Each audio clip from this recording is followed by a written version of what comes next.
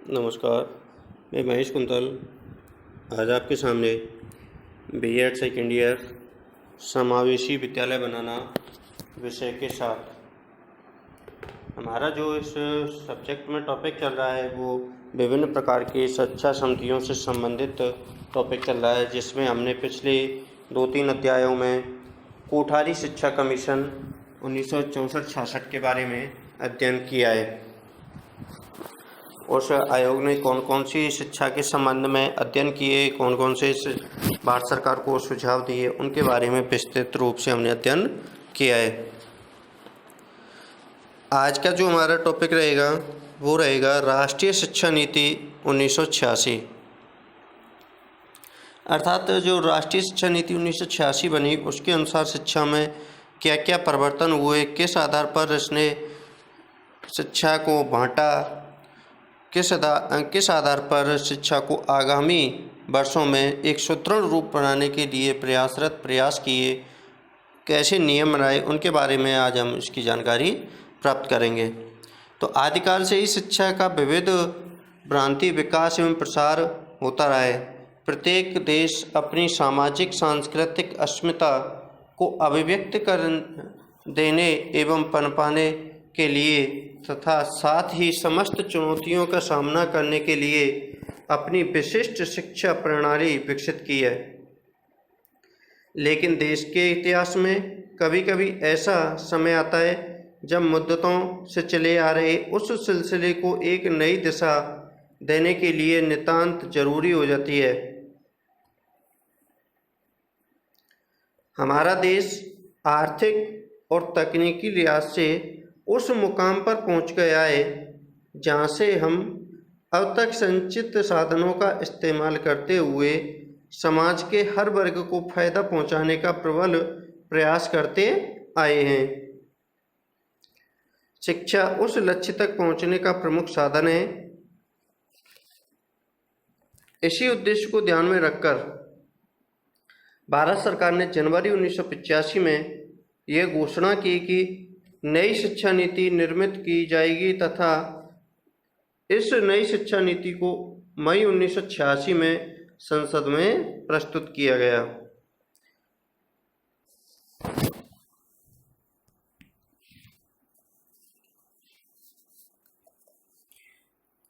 देखिए, हमारा देश जो अगर देश की बात करें तो वो आर्थिकता से संबंधित तथा टेक्नोलॉजी से संबंधित बहुत अच्छे ढंग से कार्य कर रहा है और सीमित साधनों का उपयोग करते हुए ज़्यादा से ज़्यादा फायदा पहुंचाने का कार्य कर रहा है।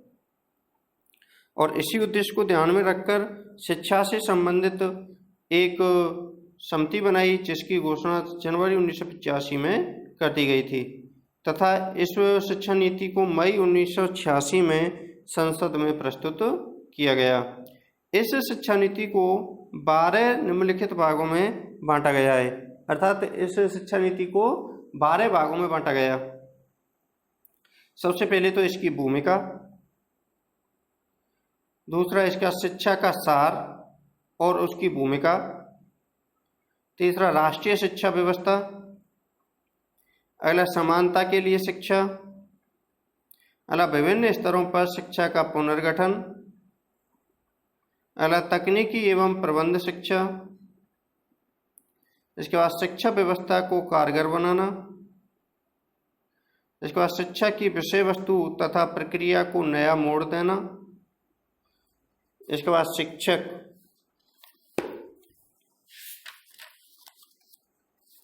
उसके बाद शिक्षा का प्रबंध, संसाधन तक समीक्षा तथा इसका भविष्य। इस आधार पर इस समिति को प्रमुख रूप से 12 भागों में बांटा गया।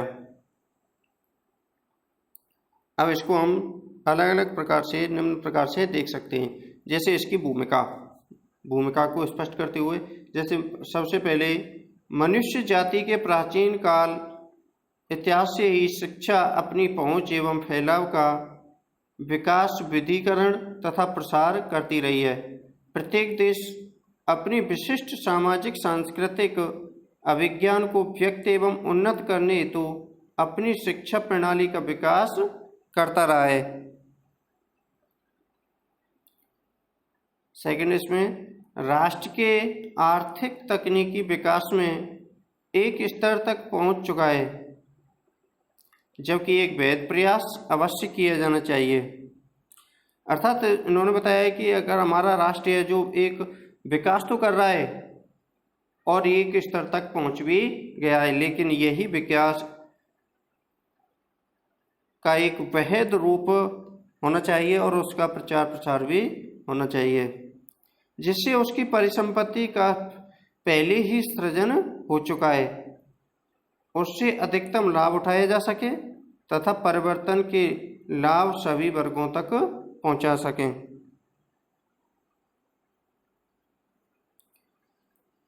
इस लक्ष्य को ध्यान में रखकर सरकार ने जनवरी 1985 में घोषणा की कि देश के लिए एक नवीन शिक्षा नीति का प्रतिपादन किया जाएगा।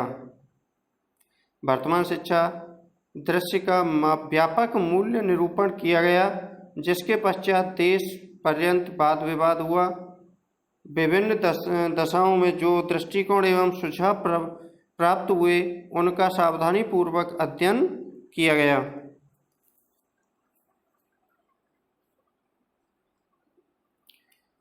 स्वतंत्रता के बाद भारत में शिक्षा के इतिहास में 1986 की राष्ट्रीय नीति एक महत्वपूर्ण कदम थी। उसका उद्देश्य राष्ट्रीय प्रगति, समान नागरिकता तथा राष्ट्रीय एकता को सुदृढ़ करना था। उसके शिक्षा प्रणाली की पुनर्रचना की आवश्यकता पर उसकी गुणवत्ता के प्रत्येक प्रणाली स्तर पर उन्नयन करने हेतु बल दिया गया।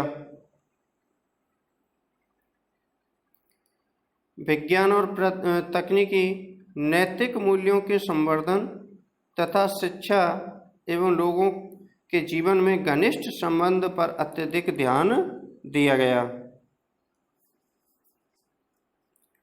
1968 की शिक्षा नीति को स्वीकार किए जाने के बाद समस्त देश में सभी स्तरों पर शिक्षा सुविधाओं का पर्याप्त विस्तार भी हुआ है।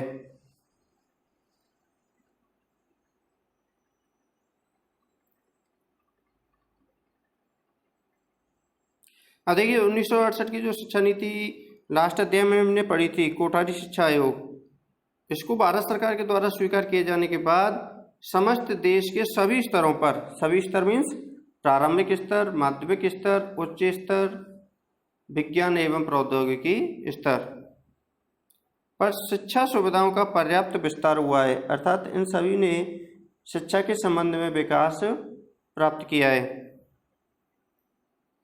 सबसे महत्वपूर्ण विकास जो हुआ है वह है समस्त देश की शिक्षा की समान संरचना को स्वीकृति और अधिकतर राज्यों में 10+2+3 प्रणाली का प्रारंभ होना।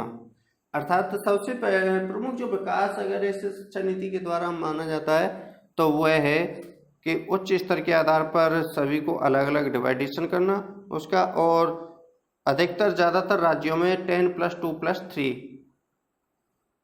प्रणाली प्रारंभ किया जाना। अर्थात 10 मीन्स 10th +2 12th +3 ग्रेजुएशन। बालक एवं बालिकाओं के लिए अध्ययन की समान योजना निर्धारित करने के अतिरिक्त विद्यालय पाठ्यचर्या में विज्ञान एवं गणित अनिवार्य विषय के रूप में समाविष्ट कर दिए गए तथा कार्यानुभव का महत्वपूर्ण स्थान निर्दिष्ट कर दिया गया।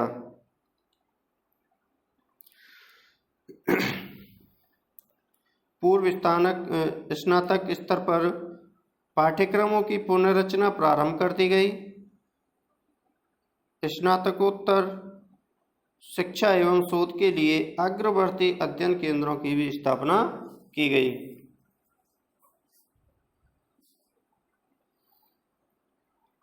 उन्नीस 1968 की नीति में समविष्ट सामान्य निरूपणों, विशिष्ट उत्तरदायित्वों तथा वित्तीय तथा संगठनात्मक अविलंब के निर्धारण सहित क्रियान्वयन की विस्तृत रणनीति में रूपांतरित न हो सकी। परिणामस्वरूप सफलता, गुणवत्ता, परिणाम, उपयोगिता तथा परिव्यय की समस्याएं वर्षों से आती रही हैं और उन्हें अब ऐसा बेहतर रूप धारण कर लिया है कि उनका समाधान चरम आवश्यकता के साथ साथ होना चाहिए।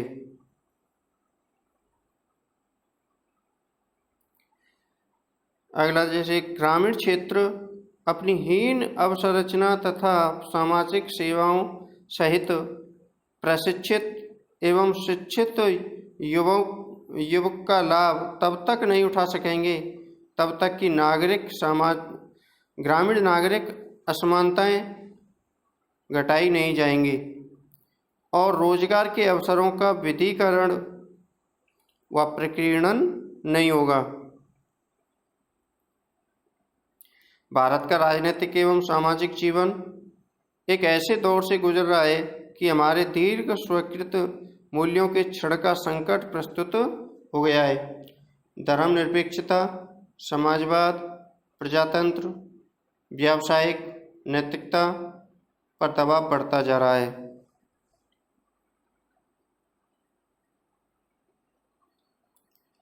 भारतीय ढंग की विचारधारा में मानव को एक रचनात्मक परिसंपत्ति तथा एक बहुमूल्य राष्ट्रीय संसाधन माना गया है, जिसे कोमलता एवं सावधानी तथा साथ ही साथ गतिशीलता से संजोए रखने, पोषण करने एवं विकसित करने की आवश्यकता है। भारत में शिक्षा एक चौराहे पर खड़ी है, न कि रेखीय प्रसार, न वर्तमान गति व उन्नति का प्रकार परिस्थिति की आवश्यकता की पूर्ति कर सकते हैं।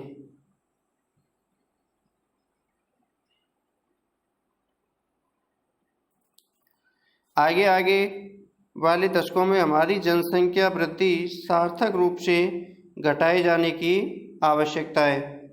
इसका प्रयोग करने में सबसे बड़ा अकेला कारक है स्त्रियों में साक्षरता एवं शिक्षा का प्रसार।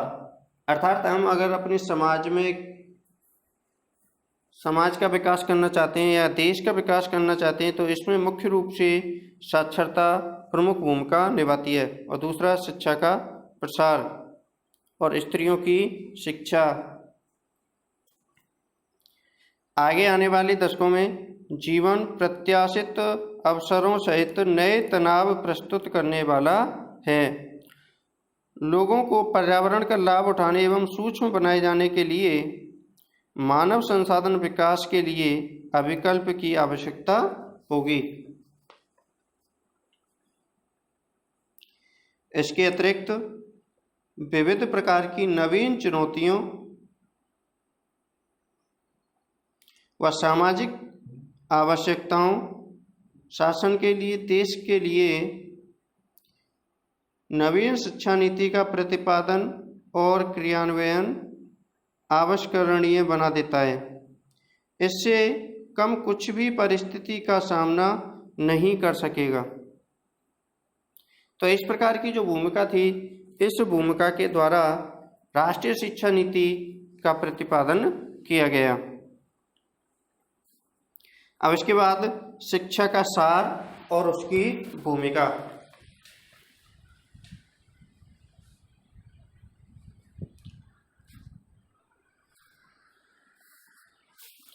इसमें सबसे पहला जो पॉइंट निकल के आता है वो है सबके लिए शिक्षा।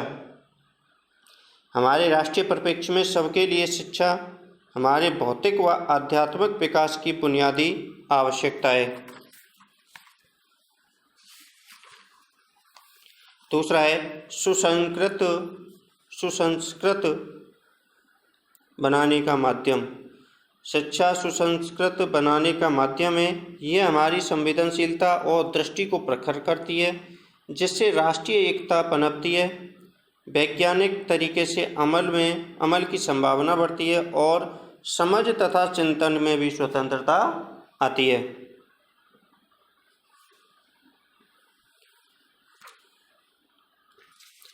इसके बाद जनशक्ति का आधार, जनशक्ति का विकास।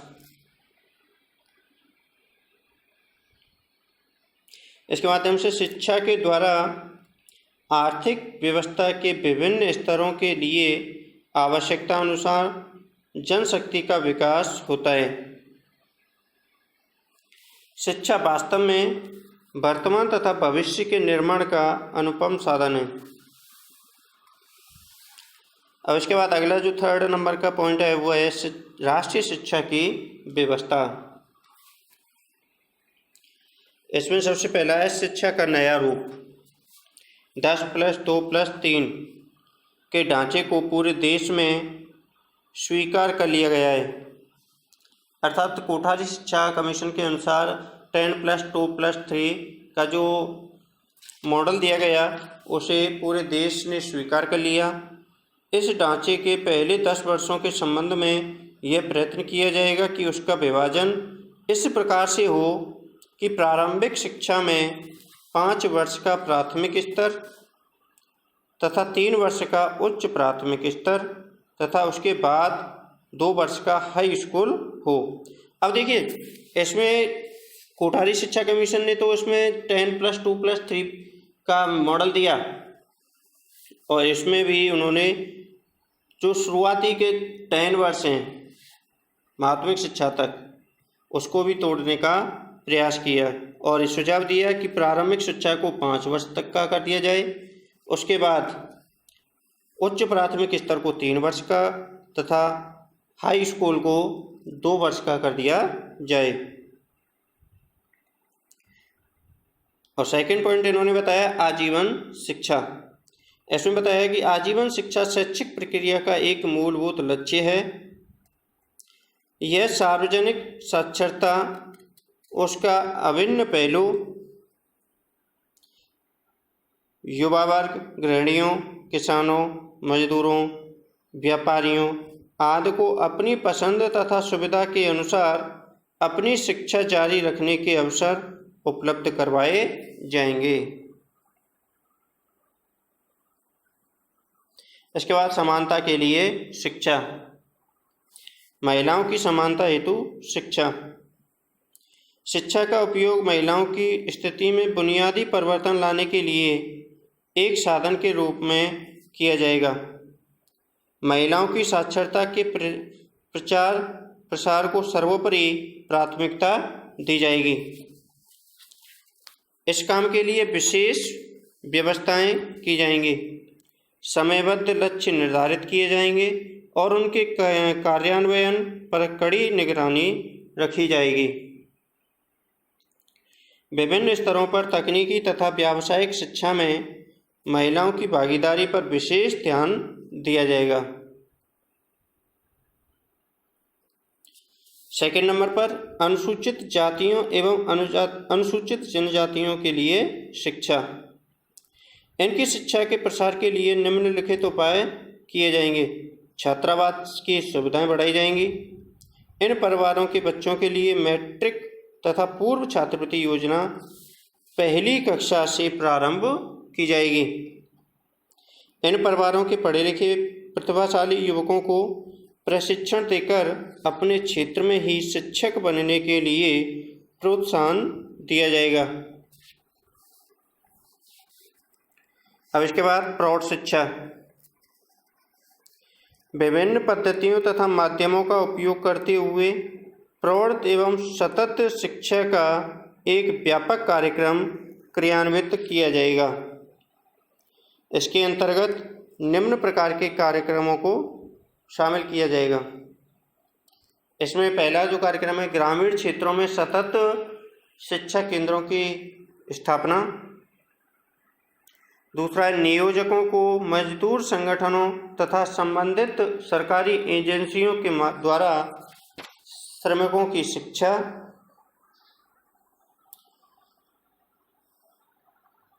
इसके बाद उच्च शिक्षा की संस्थाओं द्वारा सतत शिक्षा। पुस्तकों के लेखन व प्रकाशन को पुस्तकालयों एवं वाचनालयों को बड़े पैमाने पर प्रोत्साहन। जन शिक्षण एवं समूह शिक्षण के साधन के रूप में रेडियो, दूरदर्शन और फिल्मों का उपयोग, शिक्षार्थियों के समूह एवं संगठनों का सृजन, दूर शिक्षण का कार्यक्रम, स्वाध्याय एवं स्वय शिक्षण में सहायता की व्यवस्था, आवश्यकता एवं रुचि पर आधारित व्यावसायिक प्रशिक्षण कार्यक्रम।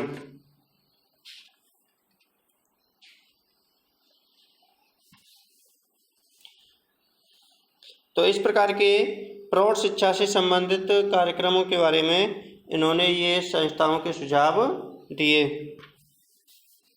अब इसके बाद विभिन्न स्तरों पर शिक्षा का पुनर्गठन, अलग अलग स्तरों पर भी शिक्षा का पुनर्गठन करने के लिए भी सुझाव दिया है, जिसमें सबसे पहला है शिशुओं की देखभाल एवं शिक्षा।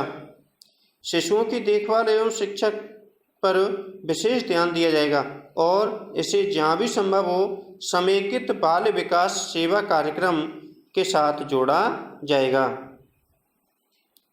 प्राथमिक शिक्षा के सार्वजनिकरण के संदर्भ में शिशुओं की देखभाल के केंद्र भी खोले जाएंगे। इसके बाद प्रारंभिक शिक्षा, नई शिक्षा नीति में स्कूल छोड़ने वाले बच्चों की समस्या सुलझाने को उच्च प्राथमिकता दी जाएगी। यह सुनिश्चित किया जाएगा कि 1990 तक जो बच्चे 11 वर्ष के हो जाएंगे उन्हें विद्यालय में 5 वर्ष की शिक्षा या अनौपचारिक धारा में इसकी समतुल्य शिक्षा अवश्य मिलेगी। इसी प्रकार 1995 तक 4 वर्ष की अवस्था वाले सभी बच्चों को निःशुल्क एवं अनिवार्य शिक्षा अवश्य दी जाएगी। इसके बाद ऑपरेशन ब्लैक बोर्ड, प्राथमिक विद्यालयों में आवश्यक सुविधाओं की व्यवस्था की जाएगी। इनमें किसी भी मौसम में काम देने लायक कम से कम 2 बड़े कमरे, आवश्यक खिलौने, ब्लैक बोर्ड, नक्शे, चार्ट व अन्य शिक्षण सामग्री भी शामिल होगी। हर स्कूल में कम से कम 2 शिक्षक होंगे, जिनमें 1 शिक्षक महिला होगी। यथासंभव जल्द ही प्रत्येक कक्षा के लिए एक शिक्षक की व्यवस्था की जाएगी। पूरे देश में प्राथमिक विद्यालयों की दशा को सुधारने के लिए एक क्रमिक अभियान शुरू किया जाएगा, जिसका सांकेतिक नाम ऑपरेशन ब्लैक बोर्ड होगा। इसके बाद अनौपचारिक शिक्षा, ऐसे बच्चे जो बीच में स्कूल छोड़ गए हैं या ऐसे स्थानों पर रहते हैं जहां स्कूल नहीं है या जो काम में लगे हैं, वे लड़कियां जो दिन में स्कूल में पूरे समय नहीं जा सकती, इन सब के लिए एक विशाल और व्यवस्थित अनौपचारिक शिक्षा का कार्यक्रम चलाया जाएगा।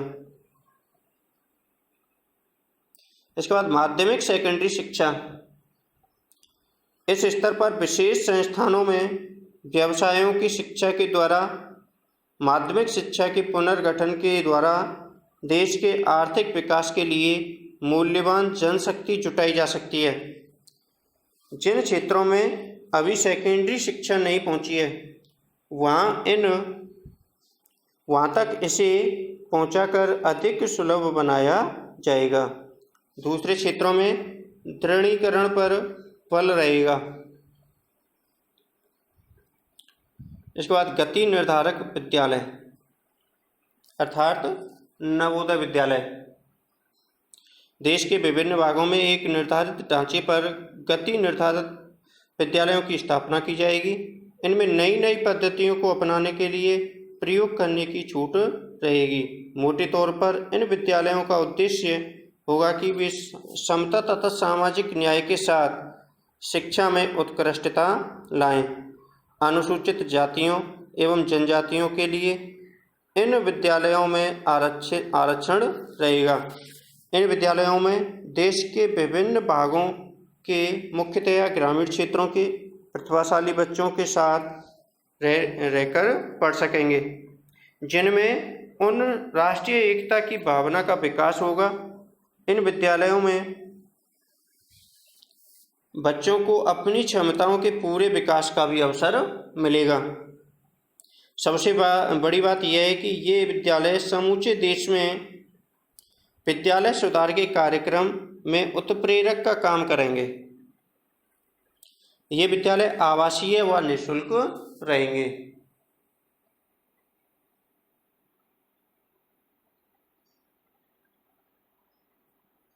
अब इसके बाद उच्च शिक्षा।